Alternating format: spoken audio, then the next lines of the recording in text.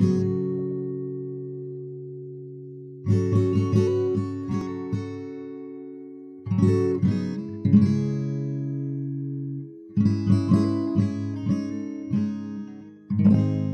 multi-level marketing business is one in which products or services are sold by a non-salaried workforce using a compensation plan based on seniority, which in practice means that someone brings you into the fold, sets you up to sell the product or service this company provides, and that person who signed you up gets a portion of your profits, as does the company itself. You also generally pay some kind of franchisee fee or sign-up fee or initial stock fee to get your first batch of products to sell and marketing materials and things like that. And both the company and that person who signed you up divide that lump sum between themselves.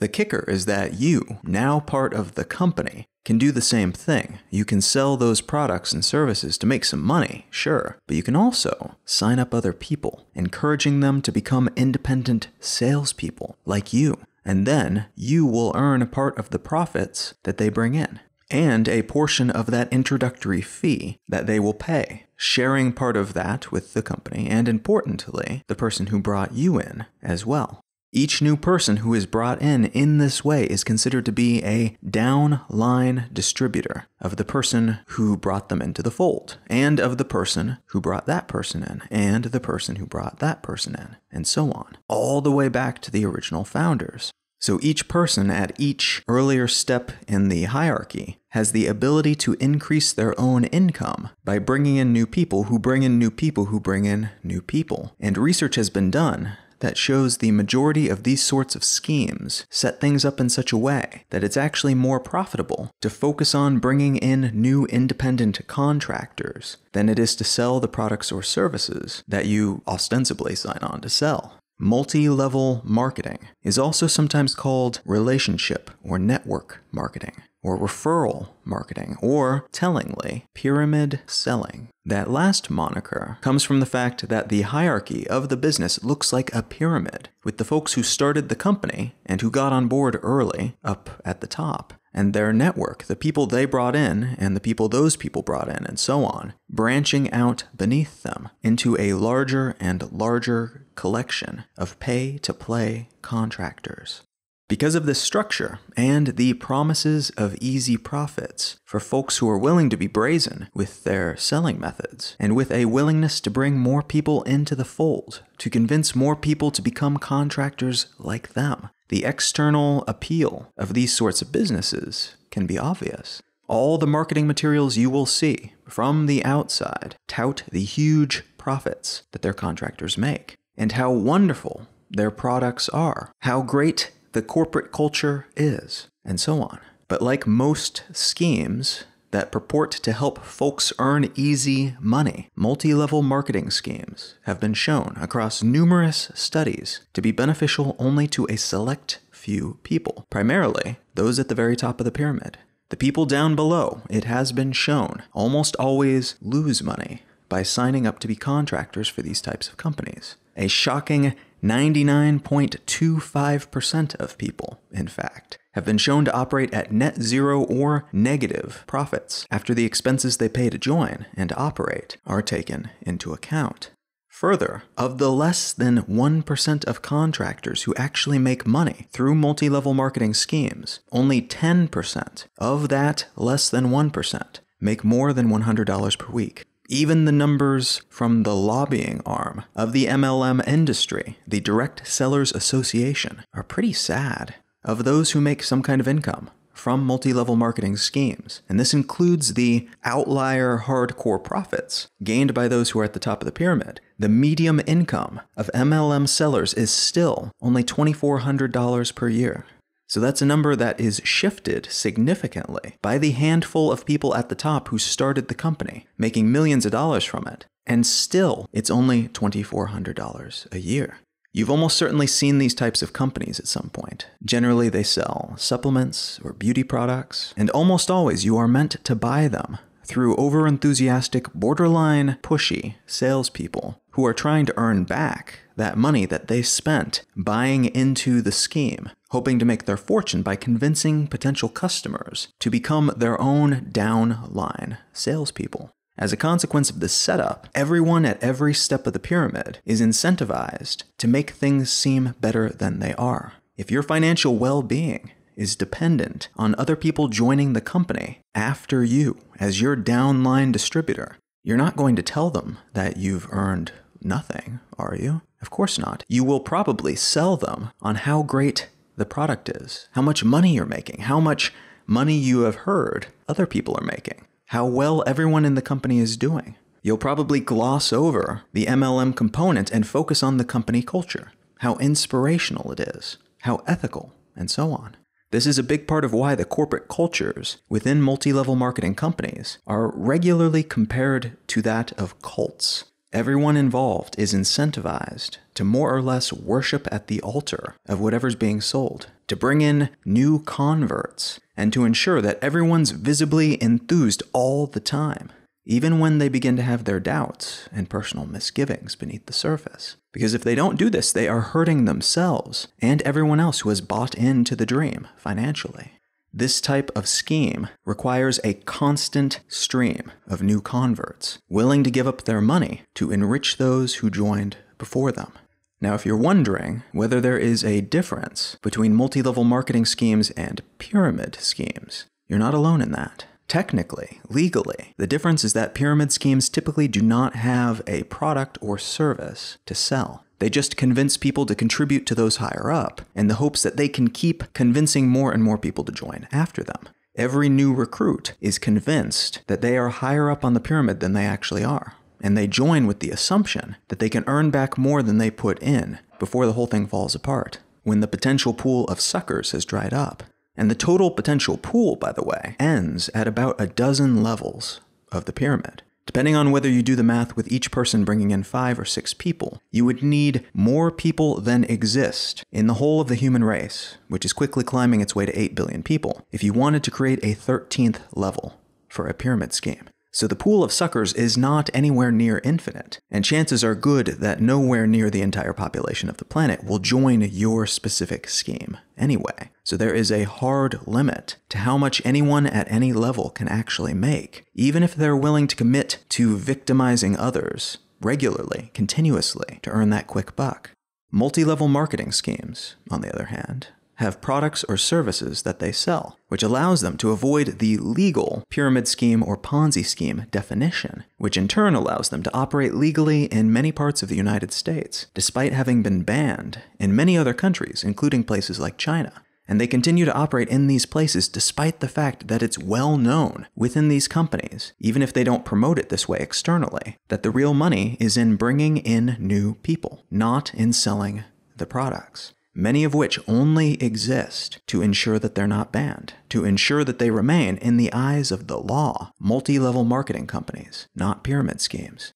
What I want to talk about today is a very popular collection of technologies that have become the center of numerous multi-level marketing schemes, and in some cases, straight-out pyramid schemes, and which, despite their immense overall potential, have primarily become a path to personal enrichment for washed-up actors and athletes, unscrupulous tech denizens, and even the occasional politician, all looking to make a buck at other people's expense.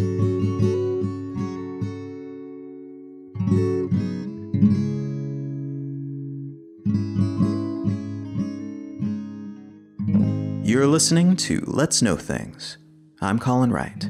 Let's Know Things is an independent, listener-supported show. If you are enjoying what you hear, consider becoming a patron at patreon.com/letsknowthings. You can also contribute monetarily via PayPal or Venmo and other services like that. You can find the links for those options at letsknowthings.com. And you can also contribute financially by purchasing one of the books that I've written, which you can find at colin.io. I will be going on a speaking tour in the relatively near future. If you're interested in coming out to see me speak live and to say hello, get a hug or a handshake, you can find out more details about that and get tickets at becomingtour.com. All right, let's get back to the show.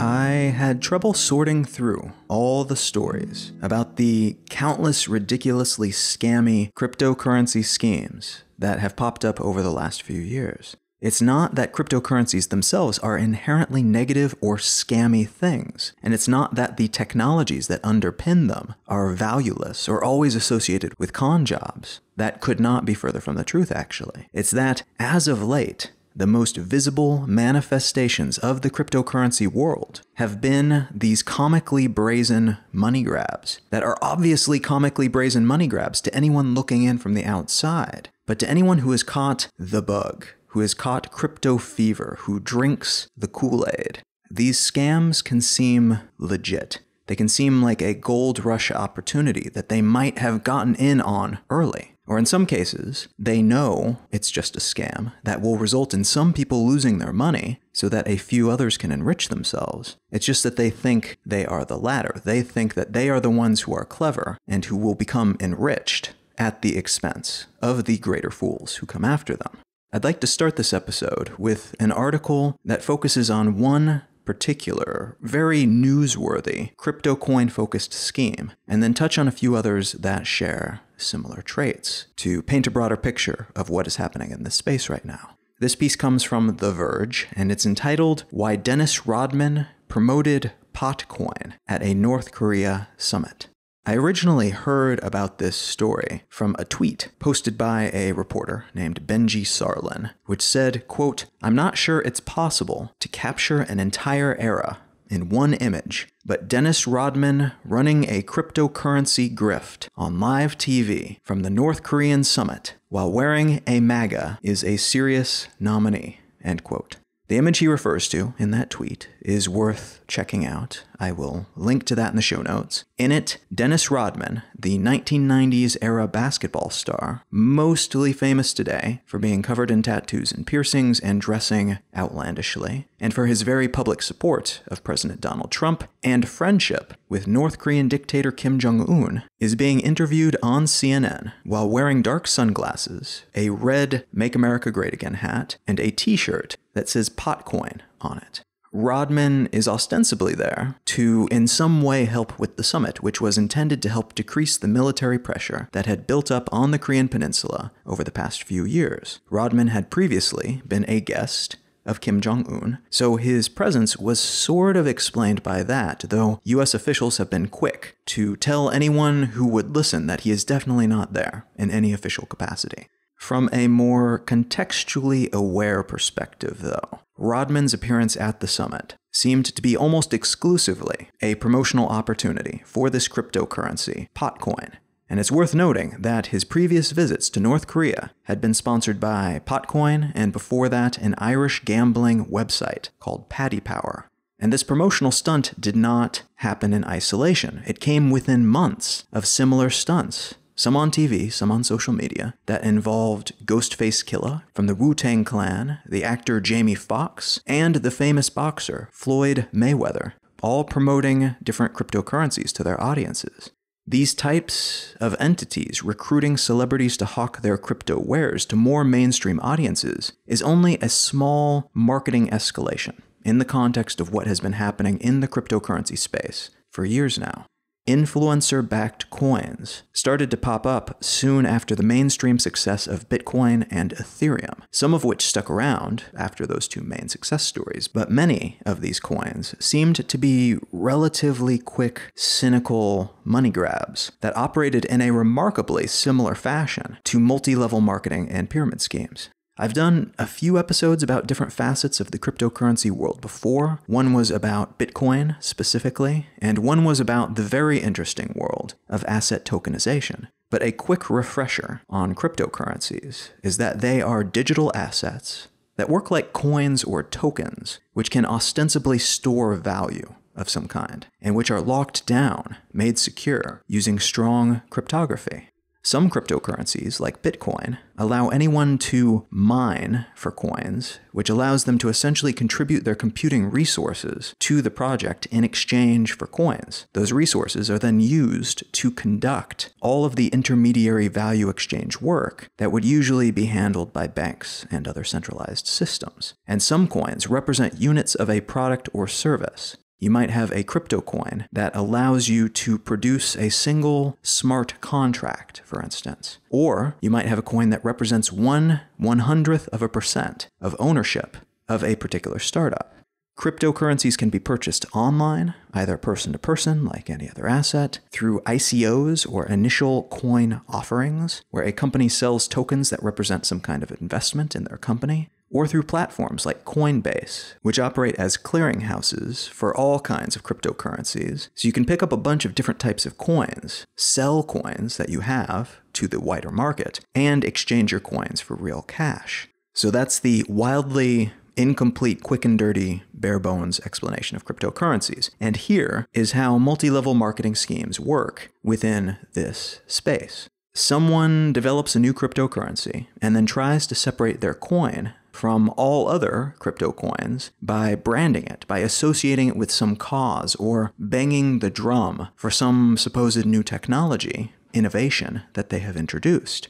In some cases, there actually is a new innovation involved. In some cases, it's just another coin, though. Same as all the others, except that it has pot in the name, for instance, which might end up being good for promotional purposes. And in some cases, there is no coin. It's just a white paper theorizing what the coin could be like, why it would be different, why it's a good investment opportunity. And the only real product is all the marketing wizardry that surrounds its release. From there, you get something akin to an initial private offering of stocks. You and your friends, people with money, and people who can help you promote the coin, like celebrities, Dennis Rodman, for instance, all get a bunch of coins just for signing up, for either being part of the development of the coin, or for playing a role in the marketing push that comes next. If you give someone like Rodman 1,000,000 PotCoins, for instance, he will then be incentivized to increase the perceived value of those coins, so he can then sell them at an inflated price and make some money for his promotional efforts. The same is true of anyone else that you bring into the fold. Those you give coins from that initial batch, and those you incentivize to participate in the marketing push later by giving them access to coins that they can purchase cheap before anyone else. So after that initial round of insiders, you have the next tier, a group of cryptocurrency blog and social media influencers who can buy coins for, let's say, 5 cents a piece, which means that they are, again, incentivized to help promote that coin, so their early investment pays off. After that comes the early adopters who maybe buy coins for 10 cents a piece. And after that is the audience of those influencers and early adopters. Maybe it's other techies that are convinced that they have found a smart investment opportunity. Maybe it's stock market people who want to get into the crypto coin game and who believe that they've gotten in on the ground floor of this one. So the coin's value can only really go up from there. And then comes the larger mainstream wave, made up of all the other people these earlier groups can convince that this coin is a great investment. It's the folks who read the cryptocurrency blogs, who follow those influencers on Instagram, and who get sucked into the hype cycle, believing themselves to be clever and in the loop, buying the coins at 25 cents a pop, being told that they are insiders, and that they will be rich when the coin inevitably increases in value. So at each level, you have folks who are further from that initial small group of people who stand to gain the most from the coin's increased popularity. And each new level of the pyramid, if all goes according to plan, gets bigger, with more and more money going to those first few groups, so long as they can convince enough other people, who will almost certainly make little or nothing from their investment, to buy more coins, and to hold their coins at all costs. So the value of the coins held by the creators and influencers and early adopters go up, and they can unload their stockpiles at these inflated prices on all the people who come in later. So Rodman, at this point, can sell his 1,000,000 free coins and reap a nice payment for his efforts. And those who bought in at 5 cents can sell to that later group for 25 cents apiece. Just like any other multi-level marketing or pyramid scheme then, many of these cryptocurrencies exist only to make money for those who start them and those who promote them. Anyone not in on the ground floor, not involved with the creation of the coin or the initial hype cycle around that coin, are the greater fools. They are the bag holders who are paying to play and who are almost certain to spend more than they make so that the creators and promoters can make a profit. That's where the money comes from. from these people who get suckered into buying in on this thing thinking it's an investment. The trick to all this, of course, is ensuring that those late joiners believe that they are actually early joiners. They don't usually try very hard to hide the fact that someone is going to be screwed, and that to make a profit in this space, you're going to be benefiting from someone else buying later and at a higher price than you. But they convince everyone involved that they are not the last rung. They are not the lowest level of the pyramid, even though statistically, most people involved with any one of these schemes will be on that lowest level. I've had a few fairly disconcerting interactions with people regarding cryptocurrencies over the past year or two. I tend to be pretty skeptical of anything that seems to be so universally hyped while also being almost universally misunderstood or not fully understood, where the people doing the investing can't really explain to me what they're investing in, except to repeat the marketing materials that they've been handed and to tell me that they are certain that it's easy money and that it's definitely a good idea for everyone to invest in. And these interactions almost always followed this script. Someone would ask me what I thought about this or that coin. I would tell them that it looked interesting, but I was sitting out on this wave of cryptocurrency enthusiasm, and they would either then try to convince me that I was wrong, that this was the most amazing opportunity ever, that I was a fool for not realizing that this thing that they had invested in was the best, and all other possible investments were horrible and incorrect in comparison. Or they would look at me, speechless, not understanding how I was unable to see what they saw, how the truth could be so clear, so obvious to them, and to all of their friends, everyone that they surrounded themselves with, but not me. It felt a bit like religious zeal. It felt like dogma, like talking to someone who only hung out with other adherents of their proselytization-heavy religion, and trying to explain to them, without offending their sensibilities, why I did not believe in the God that they so enthusiastically believed in. And if you've ever spoken to someone who belongs to a multi-level marketing scheme, who sells supplements or skincare products or whatever, you've maybe experienced that same thing. They are very similar conversations. That zeal is part of the programming, because it's also part of the dream. If they are going to become rich, like they've been promised, everyone must believe what they believe, see what they see. We must all buy into the ideology that leads to the dream logic conclusion that this company is the best company. This coin is the ultimate coin, because if no one after them decides to buy into it, decides to pay to become a multi-level marketer, if no one after them decides to invest in that coin, that means that they are the lowest level of the pyramid. They were the greater fools, and no one will buy their coins from them at a higher price than they paid. They were the sucker, not the person doing the suckering. Now, to be 100% clear about this, I am not saying that all cryptocurrencies are scams. They are absolutely not. A whole lot of them are based on super interesting technology that I am excited to see evolve and grow. I am very interested in all of the potential in this space, and I don't even think the inflated value of some of the mainstream coins like Bitcoin, which research indicates was almost certainly inflated by a small cartel of Bitcoin holders who have significant holdings of Bitcoin and who therefore probably made billions of dollars by spending millions of dollars to promote it and get the mainstream public all riled up about the concept. All the same, I don't think high values for some of these cryptocurrencies is entirely unjustified. I think it will be interesting to see how they develop while having that kind of popularity and value. That's important data for the continued development in this space.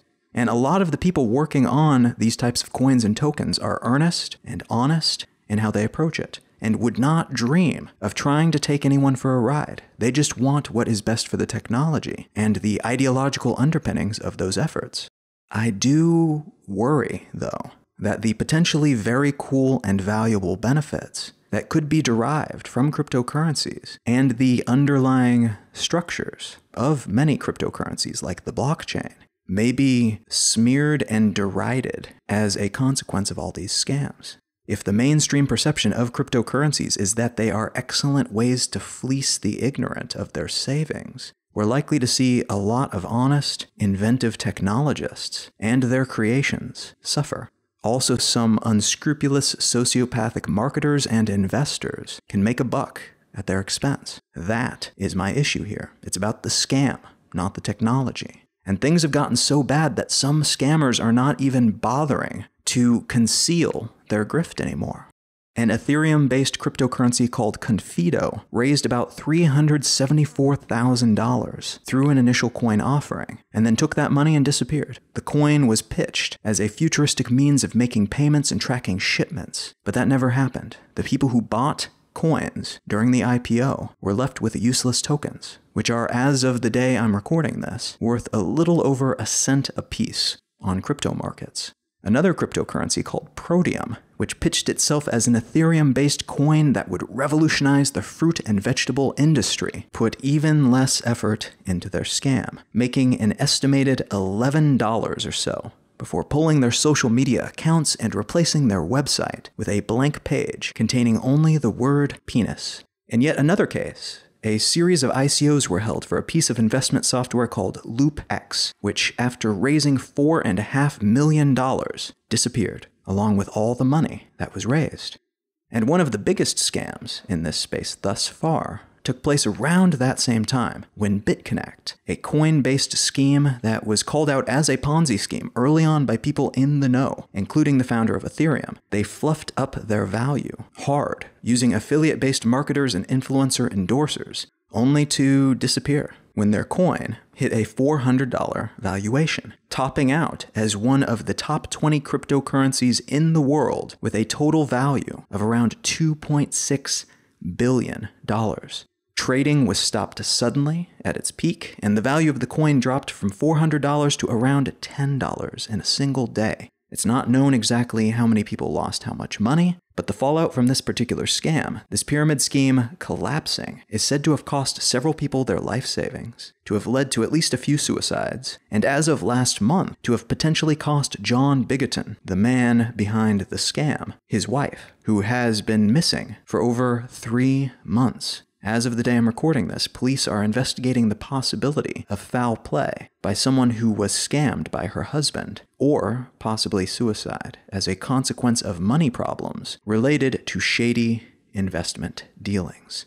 The founder of a cryptocurrency called Save Droid decided to lampoon the state of his industry by faking an ICO theft back in April. After a successful initial coin offering, he posted a meme to the coin's website that said, "And it's gone," and posted a photo of himself enjoying a beer on the beach on Twitter, implying that he had taken the money that he had raised and ran off with it. The internet was not amused, and the cryptocurrency world went apeshit for a day. The next day, though, he published a video apologizing for faking people out, but also raising the larger issue of how, even in a highly regulated business environment like Germany, where he lived, it is ridiculously easy to rip people off in the world of cryptocurrency, and to get away with it. So, be careful out there. And even though this no doubt caused heart palpitations in people who had invested in SaveDroid, it's heartening to me to see these sorts of statements emerging from within the industry, because without that awareness and without those involved doing what they can to out these scammers and educate people so that they will be less likely to succumb to this type of scam, their work and the technology that they care about will suffer and will come to be associated with grift and pyramid schemes, rather than all the other cool things that might emerge as a result of this sort of research and work. There was an interesting piece in the New York Times the other day about one of the more mainstream cryptocurrency companies, Ripple, and the moves that they are making to try to get people to not just own their coins, but to actually use them. And I should note that Ripple is actually a company focused on providing seamless transactions of money online, and their token, or coin, XRP, also called Ripples, is an app-based cryptocurrency that they use to make those transactions happen. You put money into your account, which is converted into XRP tokens, and those tokens are sent, rather than money, to the recipient. And the tokens can then be converted on the other side of the transaction back into real money. And this apparently makes international transactions in particular a whole lot easier and cheaper. So it works sort of like a better PayPal, but with less overhead and centralization than is required for PayPal. And because of the utility of these tokens, they are bought and sold like anything else, like Bitcoin or Ethereum. Of course, speculating on these coins as if they were assets, like stock or heads of cattle, is one thing, but getting people to spend these coins as if they were coins is another. That latter goal is the main intention behind many of the more mainstream cryptocurrencies because it would allow them to have some semblance of perceived long-term legitimacy and structure, something people can hold as a marker of wealth for generations, not just until the price rises sufficiently high for them to cash out, making a profit. That's what would allow these sorts of value-holding assets to become less speculative and more reliable. And importantly, especially with all the grift going on in this space, it's what could allow companies like Ripple to become real companies, rather than flash-in-the-pan news items that everyone talks about for a time, gushing about their PR efforts and sudden influx in trading activity, all the while knowing that it could crash the next day. Dollars and other government currencies do not flash crash in that way on a regular basis. Cryptocurrencies, so far at least, do. Ripple has already had a few internal bubbles of this kind. In January of 2018, the price per token rose above $3, which for a brief moment made the founder of Ripple, Chris Larsen, wealthier, at least on digital paper, than Mark Zuckerberg, the founder of Facebook. It also gave Ripple a momentary valuation higher than that of most banks around the world. The price of Ripple coins has dropped by about 80% since then, and the overall valuation of the company, based on its coin holdings, is staying relatively steady at about $30 billion, which, as is noted in that Times article, is higher than the valuations of WeWork or SpaceX, two startup darlings that have substantial valuations predicated on more tangible goods and services. So companies like Ripple are still being held aside as not quite the same as these other types of companies, and managing an actual currency rather than a short-term investment asset could help them change that. Now, there are echoes of what those less credible cryptocurrencies have done in Ripple's PR playbook. One of the company's investors, the actor-turned-tech investor Ashton Kutcher, has been appearing on popular shows like Ellen to promote the coin and to give away vast sums of money, or rather, of the cryptocurrency, which is worth a certain sum of money at that moment in time, giving that away to charities. They recently gave $4 million to Ellen's favorite charity and $29 million to school teachers on Stephen Colbert's show. And that's something that the company can afford to do right now because of the sudden increase in their token's value, which occurred around the same time as the bloat in the value of other cryptocurrencies like Bitcoin and Ethereum. And, I mean, it is a more value-producing way to promote their product than what a lot of those scammy, flash-in-the-pan crypto efforts are offering. If those charities can convert those tokens back into usable money, those are sizable donations. It's a much better use of PR funds, in my opinion, than buying someone like Dennis Rodman. But we still don't know if this will translate into anything beyond coins as short-term investment vehicles. There's a chance that folks will someday start exchanging ripples for coffees at their corner cafe and for groceries at the store. But for the moment, that is still the wheelhouse of traditional money. And a lot of the cryptocurrency world is still dominated by folks wanting to make a quick buck, not folks wanting to simplify their local coffee buying experience. I personally think what Ripple is trying to do is pretty interesting, and although I'm not sure they could replace even our mainstream digital payment processes without a significant partner like Apple or Google or Facebook or Amazon, they could still find their footing by serving as the intermediary bridge between banks and other institutions, which would then make their system more of a backbone and less of a speculative penny stock, get-rich-quick style investment vehicle. In the meantime, I suspect we'll continue to see a forking of some of the larger cryptocurrencies, as has happened a few times already with some of the more popular ones. I also suspect we will see more scams that grow before crashing, more unscrupulous marketers tricking their followers into giving them their money by peddling get-rich-quick schemes. The world is full of potential marks, after all.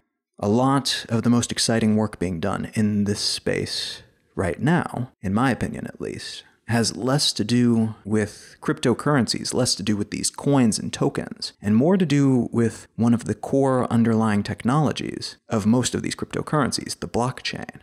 I've read a few essays recently about how the blockchain, which is essentially like a permanent public ledger that can keep track of transactions and other data, which anyone can see, and which therefore maintains an unchanging history of what has been documented, of what transactions have occurred using it, and so on. How that technology might be used to better utilize common shared resources. In other words, how this type of ledger might help us avoid the tragedy of the commons, where shared resources are abused by a few feckless individuals, ruining or devastating that resource for everyone else as a consequence. My brain always lights up with possibilities when I see this type of speculation, even if the innovation in question is purely theoretical at the moment and hasn't been built yet, because this is an application of interesting technologies that solve real, big, pernicious problems that are unlikely to have any real immediate payoff for the people building them. So almost always, the people involved are not looking to cash out for a few $1 million on the backs of gullible supporters. They are smart people who want to make things better, which, at its best, is what technological innovation is all about, even if that's not always the most visible, newsworthy version of what's being done within a field of research and development at any given moment.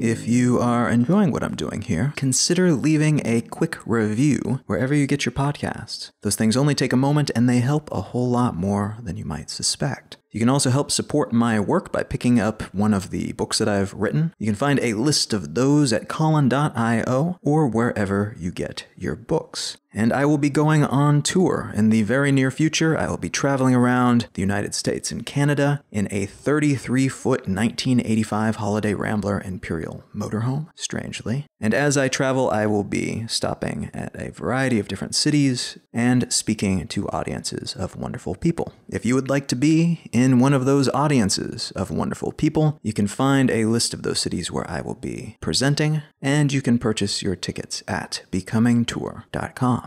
The piece of media that I would like to recommend today is actually I guess you'd call it a TV series, maybe a short documentary series. It's a collection of short nonfiction videos that is available on Netflix and produced by Vox, which is a really wonderful website that does explainers. So it's not a typical news website. They're not typically doing breaking news and stuff. Instead, they take the news and they try to give you a succinct idea of what is happening in the news, which is territory that I drift into sometimes here on the show. They are a lot more focused with their work, and they tend to have a much higher production value as well. And this production of theirs is called Explained. And what they've done is they've taken a series of topics that you might see in the news, and they've produced these, I think, 10 to 20-minute videos that are very well researched, very well narrated, and illustrated and animated in interesting ways to make them fairly graspable. And they've managed to succeed at that in a way that a lot of YouTube videos aspire to but don't quite reach. These are very polished. All of the ones that I've seen so far, at least, have been very, very good. So if you get the chance to check that out, it is worth your time. The show is called Explained. It is produced by Vox, and it is available on Netflix. You can find out more about me and my work at Colin.io. You can find my blog at exilelifestyle.com, and you can find the show notes for this episode and every episode of this podcast at letsknowthings.com. I'll be going on tour soon. You can find out more about that at becomingtour.com, and feel free to reach out and say hello on social media. I am at Colin is my name in places like Instagram and Twitter and so on. Thank you so much for listening. I'm Colin Wright, and I will talk to you again next week.